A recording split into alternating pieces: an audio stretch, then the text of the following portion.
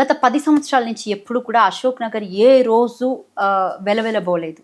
అంటే I mean to say like ఎలా అంటే విద్యార్థులతో కిటకిటలాడిందే తప్ప ఏ రోజు కూడా అక్కడ ఎవరూ లేకుండా మనకి కనిపించలేదు. బట్ ఈ రోజు కాలంలో చూస్తే అసలు మొత్తం అంతా కూడా అక్కడ సంక్రాంతికి ఊరెళ్ళిపోతే ఎలా అంతా ఖాళీ అయిపోతుందో అలాగా కనిపిస్తున్నటువంటి పరిస్థితి. ఇంకా అలాగే ముఖ్యంగా లైబ్రరీ విషయానికొస్తే అసలు అక్కడ స్టూడెంట్సే లేకుండా వెళ్ళిపోయారు. మొత్తం అంతా పల్లెబాట పడుతున్నారు స్టూడెంట్స్ అంతా.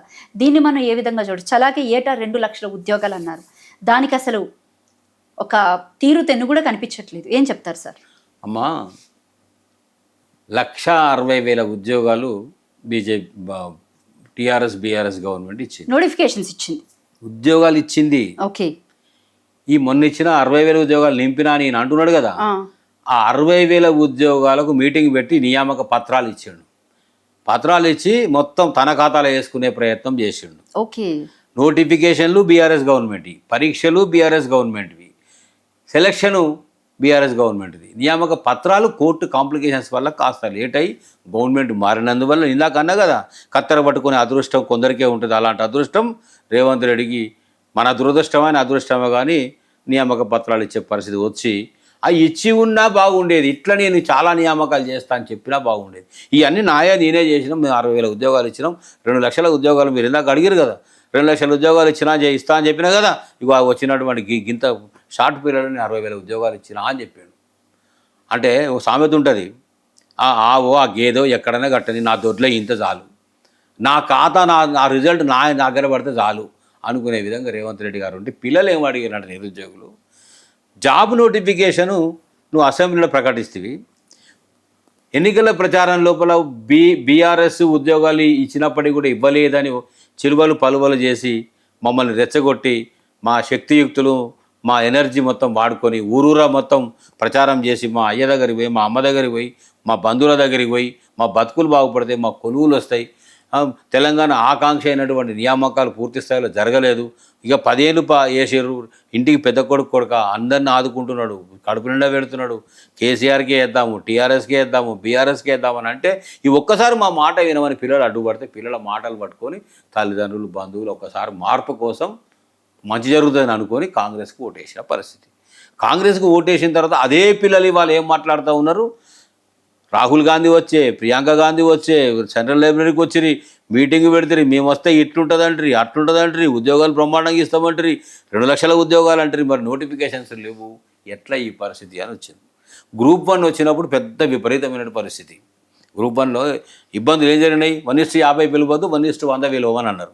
55 జీవో రద్దు చేసి 29 ఇవ్వడం అన్యాయం, 29 రద్దు చేయండి, 55 జీవోను పునరుద్ధరణ చేయండి అడిగారు. వాళ్ళు అడిగిన దాంట్లో న్యాయం ఉంది కదా. ఏం చేస్తావో చెప్పకుండా, ఎందుకు చేయవో చెప్పకుండా పోలీసు వాళ్ళని పెట్టి లాఠీలు చేతికి చీపులు వాళ్ళ కొట్టించినావు కదా. అంటే నీతే తన్ను తినడానికి, పోలీసు వాళ్ళ చేత తన్ను తినడానికి నిన్ను తీసుకొచ్చి ఓటేపించి గెలిపించి సీట్లో కూర్చోబెట్టుకొని తన్నించుకోవడం కోసం తీసుకొచ్చినామా అనే బాధలో ఇవాళ నిరుద్యోగులు ఉన్నారు.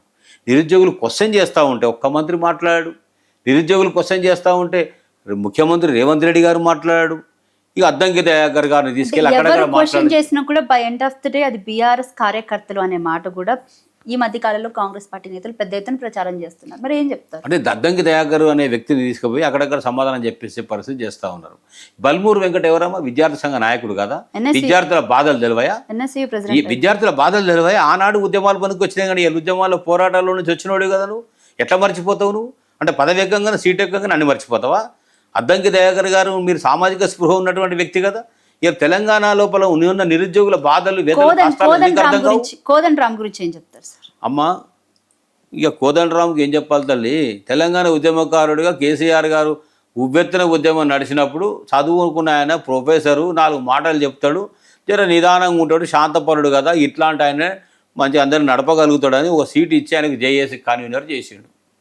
ఎమ్మడి చాలామంది మాలాంటోళ్ళం పోయినాం, సంఘాలు, ప్రజలు, సబ్బండ వర్ణాలు ఆయన ఎమ్మడి పోయినాయి. పాపం బీఆర్ఎస్ అధికారంలోకి రాగానే, టీఆర్ఎస్ అధికారంలో కేసీఆర్ గారు మొదటి ముఖ్యమంత్రి కాగానే కడుపు నిండా విషం నింపుకొని, మస్తిష్కం అంతా విషం నింపుకొని ఆ టీఆర్ఎస్ బీఆర్ఎస్ పట్ల అడుగడుగున ద్వేషం పెంచుకొని ఉన్నటువంటి పరిస్థితుల్లో ఆనాటి కోదండరాం ఉద్యమాల్లో ఉన్న కోదండరాం ఇప్పటి కోదండరాంకు పోలిక లేకుండా వ్యక్తిత్వంలో మార్పు వచ్చి మనసంతా విషమైపోయి కలుషితమైన పరిస్థితిలో నువ్వు రైతుల గురించి మాట్లాడవు, నిరుద్యోగుల గురించి మాట్లాడవు, పల్లెల గురించి మాట్లాడవు, కష్టాల గురించి మాట్లాడవు, కాంగ్రెస్ పెడుతున్నటువంటి ఇబ్బందుల గురించి మాట్లాడవు. ఒక్కనాడు కూడా నోరు తెరిచి మాట్లాడని పరిస్థితి ఎందుకు లేదు అని అడుగుతున్నా నేను. రైట్, అయితే నేను మీ మాటకు అడ్డొస్తున్నాను. ఒకప్పుడు బీఆర్ఎస్ ప్రభుత్వం అధికారంలో ఉన్నప్పుడు పెద్ద ఎత్తున ఈ మేధావులంతా కలిపి బీఆర్ఎస్ని ఏకచక్రంగా చూపిస్తూ, అంటే వీళ్ళదే తప్పు, టీజీపీఎస్సీ కానివ్వండి, లేకపోతే ఈ చిన్న చిన్న వాటిలో ప్రతిదీ కూడా భూతద్దల్లో పెట్టి చూపించి, తెలంగాణ విఠల్ కానివ్వండి, లేకపోతే ఈ కోదండరాం కానివ్వండి, అద్దంకి దయాకర్, బల్మూరు వెంకట్, ఈ పృథ్వీ అని వీళ్ళంతా, పాశం యాదగిరి, వీళ్ళంతా ఒకప్పుడు బీఆర్ఎస్ని చాలా పెద్ద ఎత్తున ప్రచారం చేశారు వాళ్ళ తప్పుల మీద. మరి ఈ రోజు ఎందుకు వీళ్ళు చేస్తున్నటువంటి తప్పులు కానీ, లేకపోతే ఇచ్చిన 6 గ్యారెంటీలు, 421 హామీలు, డిక్లరేషన్స్, లేకపోతే ఈ రైతుల పట్ల అసమ్మతి రాగాలు, ఇవన్నీ ఎందుకు వీళ్ళు మాట్లాడట్లేదు? కంటికి కనబడుతున్నాయి కదా. కాంగ్రెస్ మార్పు రావాలి, కాంగ్రెస్ కావాలి, మార్పు వచ్చింది, కాంగ్రెస్ వచ్చింది. ఈ స్లోగను, ఈ డిమాండ్ పెట్టి ప్రజల దగ్గర తీసుకెళ్లి రాజకీయ నాయకులు ఎదగడానికి మార్పే తప్ప ఇక్కడ ప్రజలు అసలు ఏమి ఎదిగారు చెప్పండి? అవును, ఏం బాగుపడ్డారు? ఇట్లా కోరుకున్న దాంట్లో ఇందాక మీరు చెప్పినటువంటి మేధావులు, ఉద్యమకారులు, తెలంగాణ బిడ్డలందరూ కూడా మేధావులంతా ఉన్నారు, వాస్తవం. కానీ మీతో నేను ఎందుకు ఎక్కడ విభేదిస్తున్నా అంటే, పూర్తిగా గొంతు చంపుకొని, మనసు చంపుకొని, మూగబోయి, కాళ్ళబేరానికి పోయి, మార్టిగేజ్ అయ్యి వ్యక్తిత్వాలు అమ్ముకున్నటువంటి వ్యక్తుల్లో మొట్టమొదటి వ్యక్తి కోదండరాం గారు. తర్వాత ఎడ్యుకేషన్ కమిషన్ వేసి దానికి చైర్మన్ పీటేస్తే ఆ పీటకు అమ్ముడు పోయిన వ్యక్తి ఆకునూరు మురళి గారు. విఠల్ అనే వ్యక్తి పబ్లిక్లో ఉన్నాడు, ఉద్యమాల్లో పోరాటాలు ఇప్పుడు కూడా ఉన్నమాట నిజం. పృథ్వీ కూడా మాట్లాడుతున్నాడు. అంటే ఇలాంటి వాళ్ళు, సామాజిక స్పృహ ఉన్నటువంటి వాళ్ళు ఆ రోజు కొట్లాడినరు. అప్పుడు జరగందేదో ఇప్పుడు జరుగుతుందని ఊహించారు, కలగన్నారు. కానీ అంతకంటే ఘోరమైనటువంటి పాలన ఇప్పుడు నడుస్తూ ఉంది. ఈ పరిస్థితిలో తట్టుకోలేకపోతున్నాం అనే బాధ నిరుద్యోగుల పక్షాన, రైతుల పక్షాన, సమాజం పక్షాన నిలబడి వాళ్ళకు పరిస్థితిలో వాళ్ళు పోరాడుతున్నారు. వాళ్ళ మీద కూడా కేసులు పెట్టి అర్ధరాత్రి ఇళ్లకి ఎత్తుకపోయి ఎంత ఇబ్బంది పెట్టి అంత ఇబ్బంది పెడుతున్నారు. వాళ్ళు అడుగుతున్న క్వశ్చన్ ఒకటే, ఆనాడు కాంగ్రెస్ ప్రచారం చేసినప్పుడు మేము బంధువులము, మేము అక్కడికి వచ్చినాము, మీ ఆపదకు ఉపయోగపడ్డాము. ఇవాళ మేము ఉన్నది ఉన్నట్టుగా వాస్తవం మాట్లాడే పరిస్థితి ప్రయత్నం చేస్తే మా మీద కేసులు పెట్టి మమ్మల్ని చెరసాల పాలు, జైలు పాలు చేసే పరిస్థితి ఎందుకు ఉంటుందని వాళ్ళు క్వశ్చన్ చేస్తూ ఉన్నారు. వాళ్ళకి సమాధానం చెప్పే పరిస్థితిలో కాంగ్రెస్ ప్రభుత్వం లేదు. కాదే ఎన్నే కానీ వీళ్ళందరి నోట్లు ఎందుకు అసలు ఇప్పుడు లేవట్లేదు? ఎందుకు ప్రశ్నించలేకపోతున్నారు వీళ్ళంతా? అంటే ఒకటమ్మా, వ్యవస్థను చూసినప్పుడు ఈ వ్యవస్థ లోపల కేసీఆర్ అనేటువంటి వ్యక్తి వచ్చినప్పుడు మొదట్లో, ఎందుకంటే తెలంగాణ టీచర్స్ జేఏసీగా నేను చైర్మన్గా పనిచేసి తెలంగాణ ఉద్యమం నడిచినంత కాలం కూడా అడుగులో అడిగేసి ఉద్యమాల్లో ఉన్నటువంటి వ్యక్తిగా, నేను అంతా అనుభవించినటువంటి దగ్గర నుంచి చూసిన వ్యక్తిగా చెప్తున్నా. కేసీఆర్ గారు ఎప్పుడైతే పరిపాలనా పగ్గాలు చేతికి వచ్చినాయో ఈ ప్రజలు కూడా తెలివైన నిర్ణయం తీసుకున్నారు. ఉద్యమకారునికే పాలనా పగ్గాలు ఇస్తే ఈ రాష్ట్రం చక్కబడాలి, నిలబడాలి, బాగుపడాలంటే ఇది కరెక్ట్ నిర్ణయం అనుకొని ఓట్లు వేసారు. కేసీఆర్ గారిని గెలిపించిన పరిస్థితి. గెలిపించిన వెంటనే ఇక్కడ సమైక్య రాష్ట్రంలో సమైక్యవాదిగా పాలన చేసినటువంటి చంద్రబాబు నాయుడు గారు ఆ పాలనా పగ్గాలు కేసీఆర్ చేతికి రాగానే అది తట్టుకోలేనటువంటి వ్యక్తి మొదటి ప్రయోగం, విఫల ప్రయోగం ఎవరితో చేశారు అంటే ఇదే రేవంత్ రెడ్డి గారితో డబ్బు సంచులు చేతికిచ్చి ఎమ్మెల్యేలను కొని ప్రభుత్వాన్ని పడగొట్టే ప్రయత్నం, కుటిల ప్రయత్నం చేశారు. ఆ కుటిల ప్రయత్నంలో తోడ్పాటును అందించినటువంటి వ్యక్తి కోదండరాం గారు కూడా ఒకరు. ఇలాంటి మేధావుల్లో వెనకుండి పావులు నడిపిన దాంట్లో కొందరు కనబడకుండా పనిచేసిన పరిస్థితి ఉంటే ఉండవచ్చు కాక. కానీ రేవంత్ రెడ్డి గారు ఎప్పుడైతే డబ్బు సంచులతో సహా స్పష్టంగా దొరికిపోయిండో, విజన్ ఉన్నటువంటి తెలివైనటువంటి ముఖ్యమంత్రి సరైన సమయానికి మేల్కొని ప్రభుత్వాన్ని కాపాడుకొని వేటుపడకుండా చూసుకున్నటువంటి దాంట్లో ఆనాడు ప్రభుత్వాన్ని కాపాడుకోగలిగారు. అది మొదలు కడుపు నిండా విషయం పెట్టుకొని ఆ వ్యక్తి గెట్టు పంచాయతీ కాదు, భూమి పంచాయతీ కాదు, వ్యక్తిగత కక్షలు కావు. ఇక్కడ రాష్ట్రం వచ్చింది, రాష్ట్రం సాధించి చేతిలో పెట్టిన పరిస్థితి. పదవులు ఆకాంక్షించి పనిచేశారు తప్ప ఎవరు కూడా ప్రజల కోసం పనిచేయలేదు ఇక్కడ. 100%. ఇవాళ ప్రజలు 4 కోట్ల మందికి ఆకాంక్షలు చాలా ఉంటాయి. ఇప్పుడు నాదే ఇల్లు అయినప్పుడు, నాదే సంసారం అయినప్పుడు, నాకు నచ్చిన తిండి నచ్చిన విధంగా నేను నిండు సంతృప్తిగా స్వపరిపాలనలో సుపరిపాలనలో ఉండాలని కోరుకుంటా.